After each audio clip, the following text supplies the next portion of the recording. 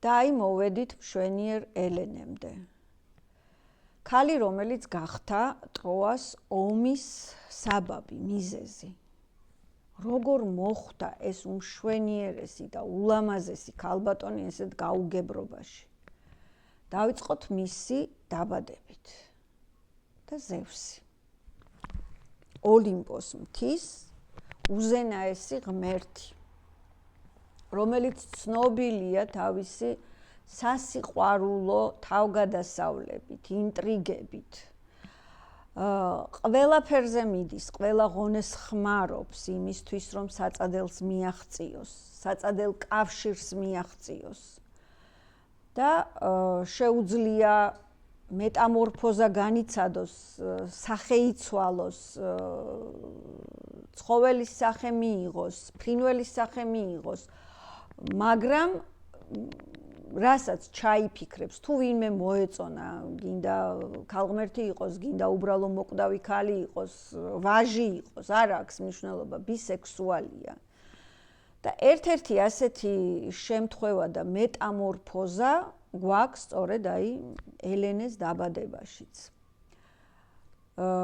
სპარტის დედოფალი ამოიღო მიზანში ზევსმა, ამ დედოფალს ერქვა ლედა.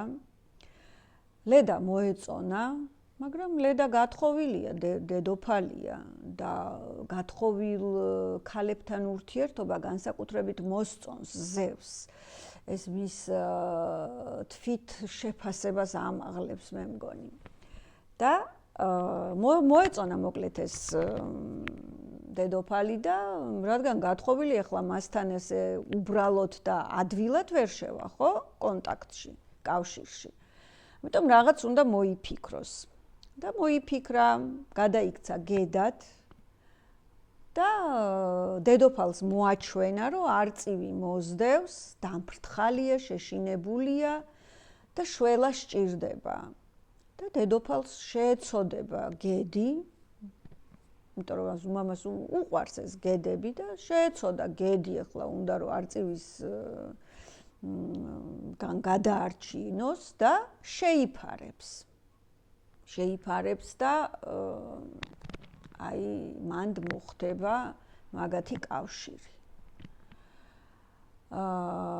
იმ ღამეს დედოფალს კიდევ თავის მეუღლესთან მეფე ტინდარევსთანაც ჰქონდა სექსუალური კავშირი.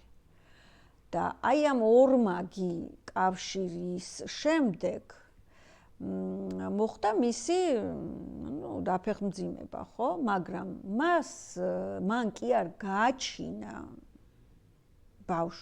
ბავშვები, შვილები, თუ როგორც გინდათ ისე დაარქვით, იმიტომ რომ ხო, მან დადო კვერცხი, რომელშიც აი ეს შემდეგ ეს 4 ახალშობილი იჯდა და იქიდან გამოიჩინენ. ერთ-ერთი იყო ელენე, მისი და კლიტემნესტრა და 2 ძმა, პოლიდევკესი და კასტორი. ძმები დიოსკურების სახელით არიან, მერე ეს ძმები ცნობილი. და კლიტემნესტრაც სხვათა შორის ტროას ომის დროს ამოტივტივდება, ცნობილი პერსონაჟია, ძალიან ტრაგიკული და ამაზე მერე ვისაუბროთ, ეს ამ ჯაჭვის სხვა რგოლია. ეხლა გავყვეთ ჩვენ ფრაზას და ჩვენს მშვენიერ ელენეს. აი ამ 4 ბავშვიდან ამბობენ მითების მიხედვით, ამბობენ რომ მშვენიერი ელენე და პოლიდევკესი არიან ზევსის შვილები. აი ორმაგი კავშირიდან, ხო? იმიტომ ქმართანაც ჰქონდა ურთიერთობა და ზევსთანაც. ხო და რადგან 4 ბავშვი დაიბადა, მითები ამბობენ, რომ ზოგიერთი მითის მიხედვით, ესე იგი ელენე და პოლიდევკესი არიან ზევსის შვილები და კლიტემნესტრა და კასტორი არიან ტინდარევსის შვილები, ანუ მისი მეუღლის ადამიანები არიან, მოკვდავები არიან. ხო, მოკლედ გავყვეთ ახლა ელენეს გზაკვალს. იზრდება ახლა ეს ბავშვი, იზრდება და მშვენდება. შვენდება, არის ულამაზესი გოგო, პრინცესა, მეფის ასული, ესე იგი სპარტის და გასათხოვარ ასაკს მიაღწია უკვე და დაიძრა, ესე იგი მთელი კუთხეებიდან, ესე აი ყველა მხრიდან დაიძრა მთხოვნელების არმია და რიგი ამ რიგს დასასრული არ უჩანს. მათ შორის არის ჩვენთვის უკვე ცნობილი ოდისევსიც.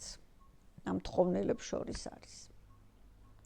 ეხლა ძალიან ძნელია, როდესაც ამდენი რიცხობრივად ასეთი ბევრნი არიან და ალბათ კარგებიც იყვნენ, ძალიან ბევრი იყო კარგი და ამათ შორის ვიღაცა მოარჩიო, ძნელია ძალიან და ელენეს ძალიან გაუჭირდა ამათ შორის კანდიდატურის, აი ისეთი, ვინც თვითონ მოსწონდა, რაღაც ვნებიანად შეხედა, შეუყვარდა, არავინ ეგეთი და უფრო მიჰყვა მამის რჩევას და იქ ნათესავების და ოჯახის რჩევას, რომ აი ეს მენელაოსი, რომელიც ატრიდების შთამომავალი იყო, მაგათი დინასტიის და იქნებოდა ეს უფრო სტაბილური მეფე და უფრო მშვიდი და ისეთი წყნარი ცხოვრება ექნებოდა და საიმედო.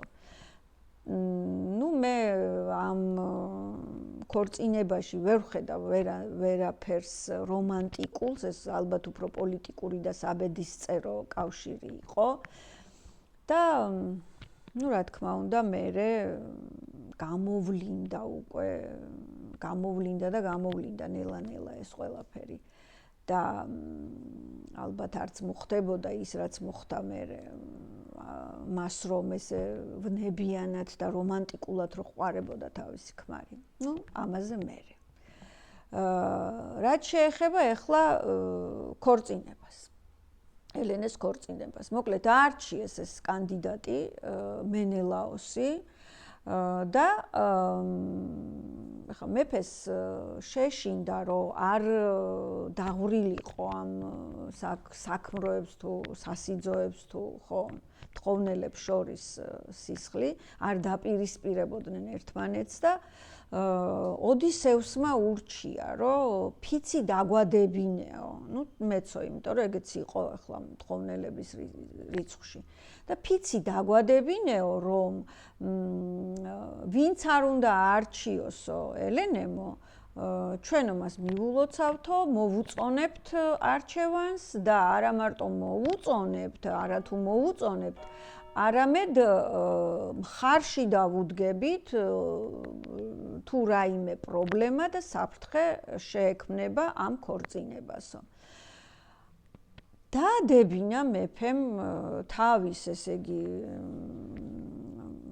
აი ამ მთხოვნელებს ეს ფიცი და ეს ფიცი არის ტინდარევსის ფიცის სახელით ცნობილი. ესეც დავიმახსოვროთ, იმიტომ რომ ესეც ამოგვიტივტივდება შემდეგ და ესეც საჭირო ძალიან საჭირო აი ამ ფიცით ფაქტობრივად შეიკრა მთელი აი ეს შემადგენლობა ამ სასიძოების, რომლებიც ეს სასრული არ ქონდა ამ რიგს მთხოვნელების, აი ყველა ეს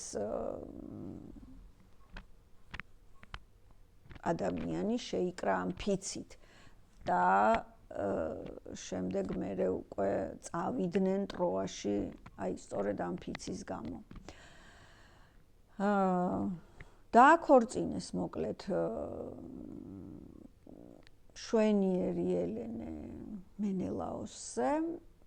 ის უკვე გათხოვილი ქალია, ყავს ოჯახი, შეეძინა ქალიშვილი ჰერმიონა და არის თავისთვის, თავის ოჯახში ცხოვრობს, შვილს ზრდის, უყვარს თუ არ უყვარს ეს ქმარი ვნებიანად და რომანტიკულად, თავს ბედნიერად თვლის, ცოლია მისი და აი ესეთი ქალის, ესეთი დედის ცოლად შერთვას დაპირდა აფროდიტე პარის. ეხა ხო წარმოგიდგენიათ ეს რას ნიშნავს? უკვე აპრიორი უკვე პრობლემაა, უკვე ომის მიზეზია. რა თქმა ამას რაღაც კიდე ზედმეტი დავამატო? აღარ უნდა დამატება, იმიტომ რომ ქალს რომ ოჯახიდან გამოიყვან, შვილს მიატოვებინებ, არ ვიცი ეს ამას აფროდიტეს ჯადოსნობით მოხდება ეს, თავისი ვნებიანი სიყვარულის გამო მოხდება, გრძნობების გამო მოხდება, თუ რის გამო მოხდება, მე არ ვიცი, მაგრამ უკვე პრობლემაა. მოკლედ, ასეა თუ ისეა, ელენე გახდა აი ამ სიტუაციის მსხვერპლი, მე ვთვლი რომ ის გარემოების მსხვერპლია. პარისთან ურთიერთობაზე შემდეგ ვიდეოში ვისაუბრებ, იმიტომ რომ ეხლა ჩვენს ფორმატში, ფრთიან ფრაზაში პარისი ახლა ჯერ არ გვჭირდება. მშვენიერ ელენეზე ვსაუბრობთ, ამიტომ უნდა ვთქვა გადატანითი მნიშვნელობით, რა დროს იხმარება ეს ფრაზა. წინა ფრაზა განხეთქილების ვაშლი რაღაცით კავშირში არის ამ